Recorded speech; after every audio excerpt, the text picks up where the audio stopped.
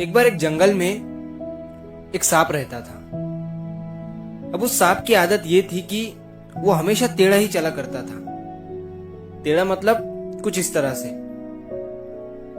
तो एक दिन बाकी के जानवरों ने, शेर ने, बंदर ने, खरगोश ने और भी जानवरों ने सांप से कहा कि तुम ऐसा टेढ़ा क्यों चलते हो, सीधा चला करो ना, तुम्हें आसानी जाएंगी और तुम्हें कहीं पहुंचना होगा तो तुम जल्दी पहुंच सकोगे।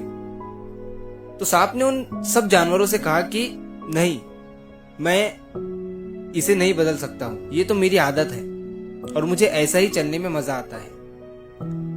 बाकी के जानवरों ने उससे फिर कहा कि ये आदत बदल लो, ये बहुत ही खराब आदत है तुम्हारी, एक दिन तुम इसमें बुरे फंसोगे।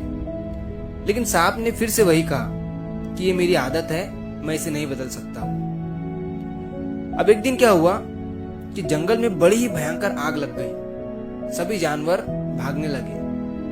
अब सांप भी जानवरों के साथ भाग रहा था, लेकिन उसकी जो आदत थी टेढ़ा चलने की, उसकी वजह से वो पीछे ही रह जाता है और बाकी के जानवर आगे निकल जाते हैं, क्योंकि बाकी के जानवर सीधा भाग रहे थे।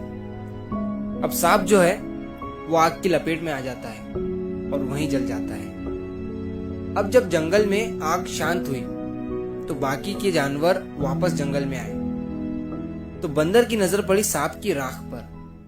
सांप की जो बॉडी थी वो सीधी पड़ी हुई थी, जैसे जलने के बाद चीजें सीधी हो जाती है ना, उस तरह से। तो बंदर ने जब उसे देखा तो हंसकर कहा कि अब सीधा होने का क्या फायदा, जब तुम्हें सबने कहा था कि सीधे हो जाओ तब तो तुम सीधे नहीं हुए और अब मरने के बाद सीधे पड़े हो। तो दोस्तों, इस कहानी से हमें ये सीख मिलती है कि वक्त रहते ही सीधे हो जाओ, समझ जाओ, वरना बाद में बहुत पछताना पड़ता है।